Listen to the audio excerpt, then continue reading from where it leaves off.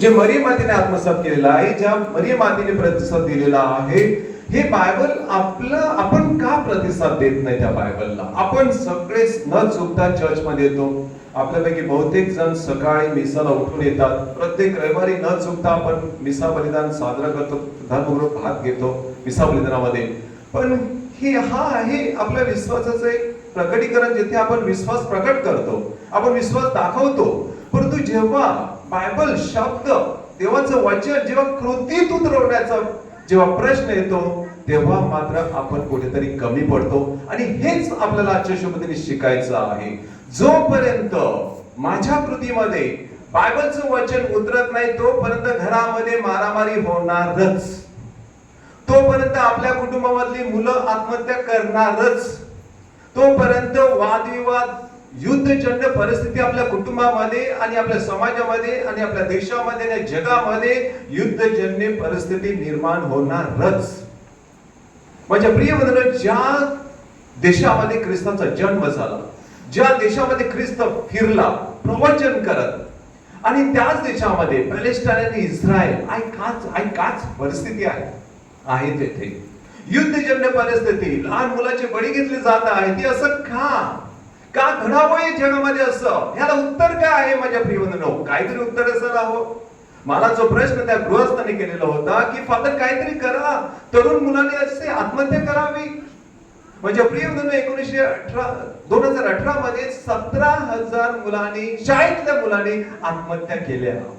आपली काय परिस्थिती आहे समाजामध्ये? आज कुटुंबामध्ये किती दुःख आहे, यातना आहे, किती युद्धजन्य परिस्थिती आपल्या समाजामध्ये आहे. हे असं का घडावं माझ्या प्रिय बंधूंनो? ह्याला एकमेव उत्तर माझ्या प्रिय बंधूंनो, आपल्या जीवनामध्ये बायबल नाही, देवाचा शब्द नाही. मरियम माता साधी भोळी अशिक्षित, ती देवाची आई होण्याचा मान तिला मिळाला. माझ्या प्रिय बंधूंनो, ती आपल्यासाठी एक उदाहरण आहे, एक एक्झाम्पल आहे. तिच्याकडून शिका बायबल ते कसं आत्मसात करावं आणि कशा प्रकारे आपल्या जीवनाला कलाटणी द्यावी. आणि तरच आणि फक्त तरच माझ्या प्रिय बंधूंनो, आपल्या जीवनात शांती निर्माण होईल. तेव्हाच ही युद्धजन्य परिस्थिती नाहीशी होईल. परंतु हा बायबल शब्द आपल्या जीवनात किती उतरताना आपण किती समजून घेतो, हे आजच्या शुभदिनी समजून घ्या. ख्रिस्त काय म्हणतो माहिती आहे बायबल विषयी? हे आपण बायबल वाचतो ना, कधी विचारच करत नाही. ख्रिस्त म्हणतो, मी दृष्टांतात म्हणतो, माझी वचने दृष्टांतामध्ये मी बोलत आहे, जेणेकरून लोकांना समजून नये. कधी विचार केला यावरती? ख्रिस्त म्हणतो, मी तुमच्या बरोबर दृष्टांतात बोलतो, म्हणजे दाखले देतो, जेणेकरून तुम्हाला हे दृष्टांत समजून नयेत. हे असं कसं? बायबल मरियम मातेने आपल्या जीवनात आत्मसात केला. आपल्याला बायबलचं वचन आत्मसात करायचे, आपल्या बायबलच्या प्रमाणे आपल्या जीवनाला मोल करायचं आहे. आणि ख्रिस्त म्हणतो, मी दृष्टांतात म्हणतो, जेणेकरून मी दाखल्यात म्हणतो, जेणेकरून तुम्हाला काहीच समजू नये. माझा ख्रिस्ताला प्रश्न आहे, जर तुझी इच्छा होती की तू दृष्टांतात बोलून आम्हाला न समजावं असं तुला वाटत होत असेल, असं जर तुझी इच्छा होती, तर मग दृष्टांतामध्ये बोललाच का? हे आहे बायबल माझ्या प्रिय बंधूंनो, समजून घ्यावं लागेल. नाहीतर एरी माझ्या मागल्या आहेत तेथेच राहणार, आत्महत्या होतच राहणार. कुटुंबामध्ये दुर्दैव असं की आपल्या कुटुंबामध्ये असं काही घडत राहणार. माझ्या प्रिय बंधूंनो, आम्ही जेव्हा कुटुंबाला भेटी देतो, तेव्हा एकेकांच्या समस्या जेव्हा सांगतात, तेव्हा रडू येते कधी कधी. ही अशी परिस्थिती का? कारण आपण बायबलला कधी समजून, देवाचा शब्द कधी समजूनच घेतला नाही. माझ्या प्रिय बंधू भगिनींनो, ख्रिस्त म्हणतो, मी दृष्टांतात म्हणतो, हे अशासाठी ख्रिस्ताने सांगितलेलं आहे की तुम्ही तो दृष्टांत समजण्यासाठी वेळ द्या. आपल्याकडे आज वेळ नाही आहे. वाचून सोडलं बायबल, आपल्याला वाटलं आपल्याला सगळं कळलं नाही. माझ्या प्रिय बंधूंनो, मरियम मातेचं जीवनाविषयी आज मनन चिंतन करत आहोत. ख्रिस्त म्हणतो की दृष्टांत अशासाठी दिलेले आहेत. माझ्या प्रिय बंधूंनो, मत्ती लिखित सुवर्तनात त्यांनी म्हटलेलं अगदी स्पष्ट. हे दृष्टांत कधी समजणार, हे बायबल आपल्याला कधी समजणार? तो म्हणतो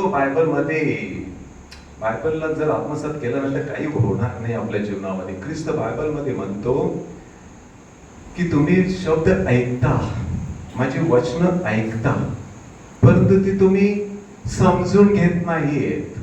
तुम्ही माझी वचन पाहता, पण त्याचा फॉलोअप घेत नाहीये. आणि हे मरियमने केलेलं आहे नेमकं. ख्रिस्त म्हणतो तुम्ही माझी वचनं ऐकता किंवा आपण वाचतो, परंतु ते आपण समजून घेत नाहीत. आणि बायबलची वचनं तुम्ही पाहता पण त्याचा फॉलोअप पर्सिव्ह करत नाहीये, त्याचा मागोवा घेत नाहीये. म्हणजे काय? हे मरियम मातेकडून शिका आजच्या शुभ दिनी. तसं केलंच तर आपल्या जीवनामध्ये शांत होईल, आपला समाज शांत होईल. मग काय करावं लागेल? मरिया काय सांगत आहे बायबल मध्ये? कसं बायबलचं वाचन आत्मसात करावं? हे लूक लिखित शुभवर्तमानात पहिला आणि दुसरा अध्याय जाऊन वाचाच आज, तेव्हाच कळेल. तुम्हाला काय वाटतं? बायबल सहज समजलं, वाचनाने कळलं? मरियम मातेकडून ते समजून घ्या कसं बायबल शिकायचं. तिने पीएचडी केली नाही, तिने पीएचडी बायबलवरती केली नाही, परंतु ते तिला कसं बायबल समजलं हे आता समजून घ्या. लूक लिखित शुभवर्तमान अध्याय पहिला आणि दुसरा जाऊन वाचाच.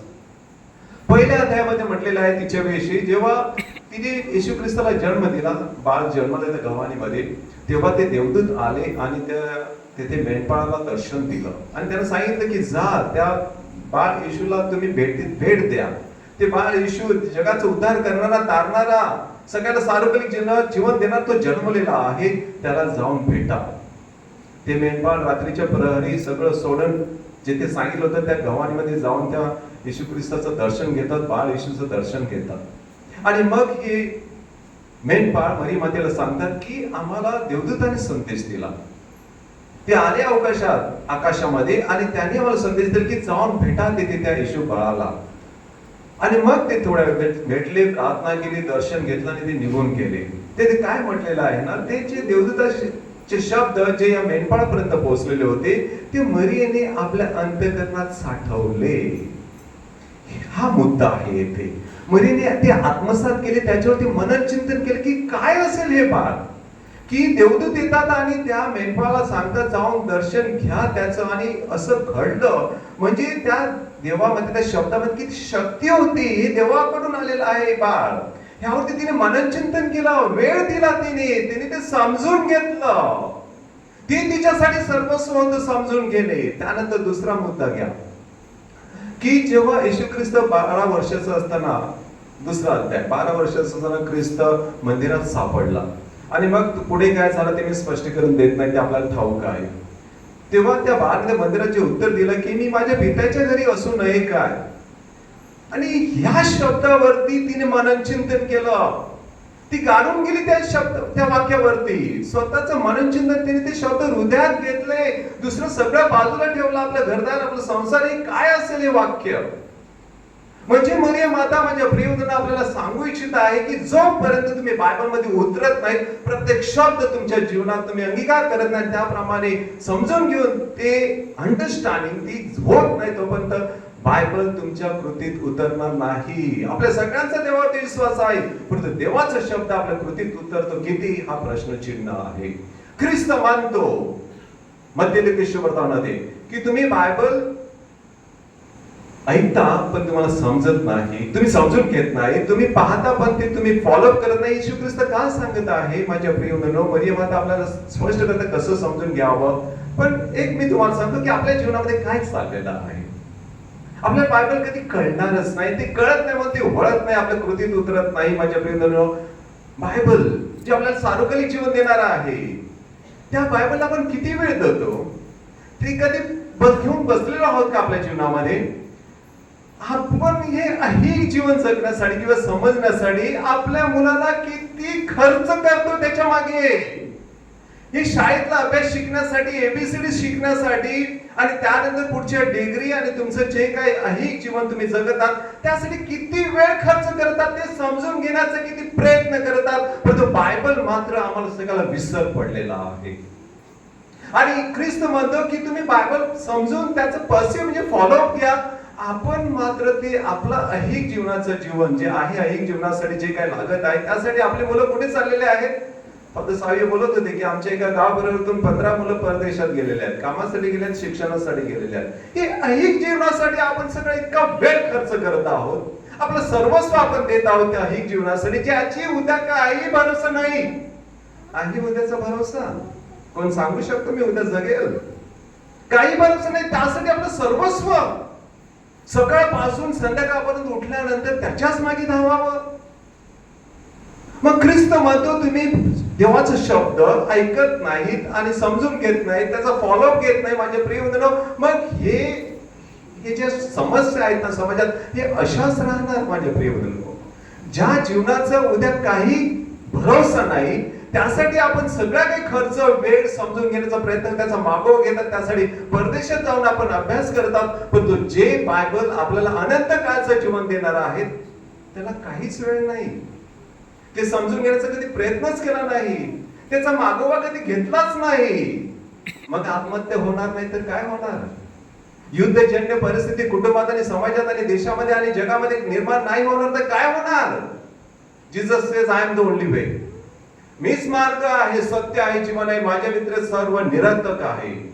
जे सार्वकालिक जीवन देणार आहे, या जीवनाचा काही भरोसा नाही. आज आहोत उद्या नाही, कदाचित जगले तर 100 वर्ष जगू, परंतु नंतर काय होणार आहे? माझ्या प्रिय मित्रांनो, इथेच आपण चुकत आहोत आणि म्हणूनच ह्या सगळ्या समस्या आपल्या जीवनामध्ये आपण ओढवून घेतलेल्या आहेत.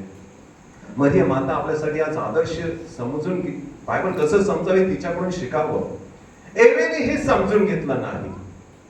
एवेला काय सांगितलेलं होतं? एकच वाक्य, तिच्यासमोर मोठं बायबल नव्हतं, तिच्यासमोर एकच वाक्य होतं की त्या झाडाचं फळ खाऊ नको. देवाचा शब्द होता तो, पण ती नाही कंट्रोल करू शकली. एक वाक्य, देवाची इच्छा होती की हिने मला ते झाडच का निर्माण केलं देवाने, हा मुद्दा आहे. ते झाडच निर्माण करायचं नव्हतं ना, सगळंच काही तुमचं आहे, पण त्या झाडाचं फळ खाऊ नको. ते झाडच कशाला देवाने निर्माण केलं? हे असं बायबल वाचा आणि प्रश्न करा, तेव्हाच ते बायबल कृतीत उतरेल, तेव्हा शांती येईल.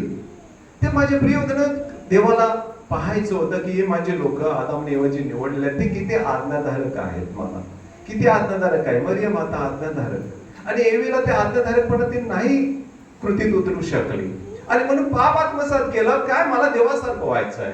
सैतानाने फसवलं. का फसली? कारण देवाचा शब्द आपल्या जीवनात नव्हता.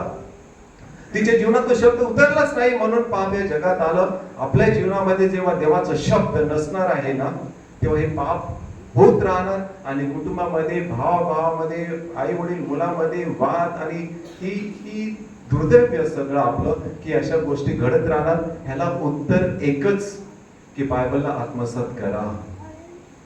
ख्रिस्त मेरी मातालेना तिच्या घरी गेला आणि तिची बहीण मार्था, ख्रिस्त आलेला आहे, त्याचा आदर स्वागत केलं झालेलं आहे आणि त्यानंतर आता जेवणाची तयारी म्हणून ती गुंतलेली आहे जेवणासाठी, स्वयंपाकासाठी. गोडधोड चांगलं काहीतरी ख्रिस्ताला द्यावं या अपेक्षेने. पण मेरी मागदलेना सोडून दिलं सगळं. तो आलाय ना, तो देवाचा शब्द घेऊन आला आणि त्याच्या पायथ्याशी बसले ऐकत.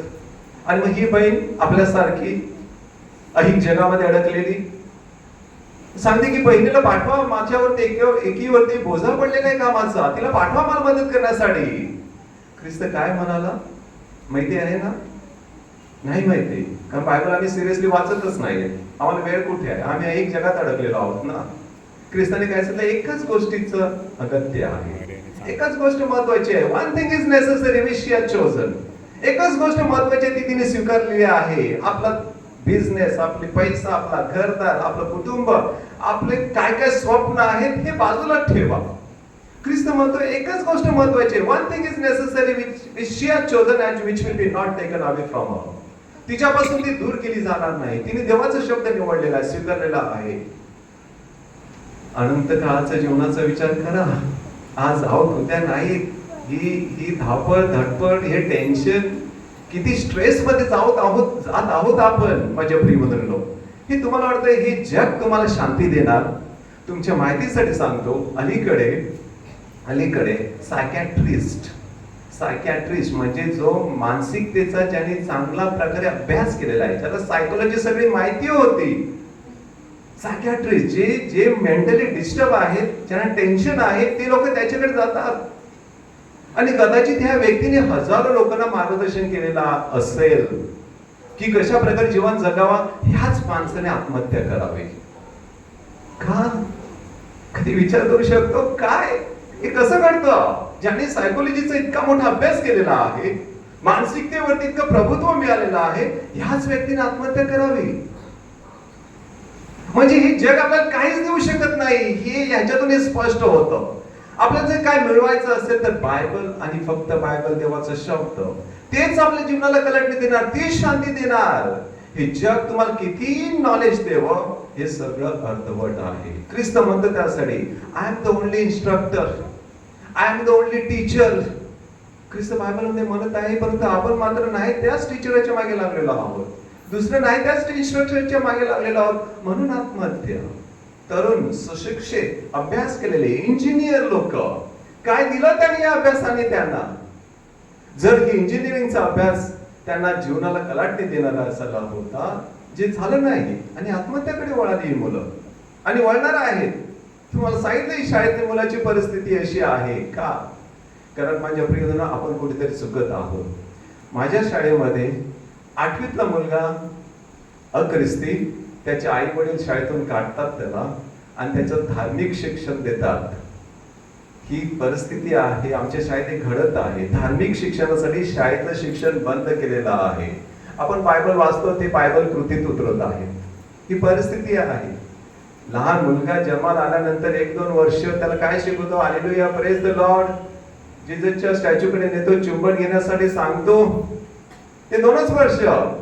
3ऱ्या वर्षाचा झाला मुलगा, ABCD, Mary and little lamb, Johnny Johnny yes papa, ही आयुष्यभर तेच पुरतो, मग त्याच्यातून सुटका होत नाही. कुठे आहे बायबल आपल्या जीवनामध्ये? मग हे प्रश्नच करू नका की फादर ही अशी परिस्थिती का, हे असं का घडावं? ह्याचं उत्तर माझ्या प्रियजनांनो एकच. आज पॅलेस्टाईन आणि इस्रायल जो वॉर सिच्युएशन आहे, जे काही घडत आहे, पटत नाही की ज्या देशामध्ये ख्रिस्त फिरला, प्रवचन केलं, तेथे असं घडत आहे. कारण तिथे बायबलचं वाचन दोन्ही देशामध्ये ते उतरत नाही. फक्त एकच वाक्य त्यांना आत्मसात करायचं आहे, एकमेकांना क्षमा करा, शत्रुती प्रीती करा. हे बायबल वाचन ते जर त्यांनी स्वीकारलं ना, किती शांती, किती शांती, किती वचनं आहेत आपल्या जीवनाला कलाटणी देणारी, उतरतात का? प्रवचन संपवत आहे, पण संपवता एक गेल्या रविवारच्या शुभवर्तनाचा एक सार देतो. ख्रिस्ताकडे आली लोक आणि म्हणाली, स्वर्गाचं सीन आहे आणि दरवाजा ठोकत आहे, आणि ही लोक काय सांगतात ख्रिस्ताला की आम्ही तुमच्याबरोबर जेवण केलं, आम्ही तुमची प्रवचन ऐकली, आम्ही तुमच्यावर खाल्लं पिलं, आणि ख्रिस्त म्हणतो मी तुम्हाला ओळखत नाही, जा. आणि ख्रिस्त दरवाजा बंद करतो. कोण होती ती लोक? कोण होते? आपण. आम्ही चर्चला आलो, आम्ही मिसळून सहभाग घेतला, आम्ही कम्युनियन घेतलं. ख्रिस्त सांगणार मी तुम्हाला ओळखत नाही, जा. का? कारण ख्रिस्त म्हणतो कोण माझी आऊ, कोण माझी बहीण, कोण माझी आई, कोण माझी सगळे कुटुंबीय जी देवाची वचनं पाळतात ती. मी मिसामध्ये जाऊन नुसती बडबड करत आहे, पण ती देवाची वचनं माझ्या कृतीत मध्ये मातेप्रमाणे उतरत नसतील तर सगळं व्हॅनिटी ऑफ व्हॅनिटी, सगळं व्यर्थ आहे, निरर्थक आहे. आणि हे आपल्याला मरियम मातेकडून समजून घ्यायचं आहे. मरियम माता काय बायबल वाचन, तिच्या चरणाशी आपण जमलेलो आहोत. बायबल वाचन आहे, तिने सांगितलेलं आपल्या स्तोत्रामध्ये. काय सांगितलेलं आहे स्तोत्रात? की सगळ्या पिढ्या मला धन्य मानतील, सगळ्या पिढ्या मला धन्य मानतील. मग अशी काही पिढी आहेत आपल्यामध्ये की तिला धन्य मानत नाही. जी पिढी मरियम मातेचे शब्द जे पवित्र आत्म्याद्वारे ती बोललेली आहे, त्या मरियम मातेला जर तिला धन्यवादित मानित नसतील तर तो धर्म कुठला? कसा पाळावा तो धर्म आपण? जर मरियम मातेचा आपण सन्मान जीवनात करीत नसतो तर तिचा सन्मान करत असताना तिच्याप्रमाणे जीवन जगणं फार अगत्याचं आहे. मरियम मातेकडे अपेक्षेने बघू नका, मला हे पाहिजे, मला ते पाहिजे. तिचे गुण अवगत करा, आत्मसात करा, सगळं काही मिळेल. नम्रता आणि नम्रतेद्वारे बायबलचं वाचन हे आत्मसात केलं ना, बस झालं. याच्या पलीकडे काही नाही. उद्याची गॅरंटी कोणी घेतलेली नाही. त्यामुळे आहे तिथे आनंदी राहा आणि देवाचं वचन आत्मसात करा. एवढीच माझी विनंती. सगळे प्रॉब्लेम सॉल्व्ह होतील आणि हे शहाणपण आपल्या प्रत्येकाला मिळावं म्हणून आजच्या शब्दांनी या पवित्र विशेष प्रार्थना करूया.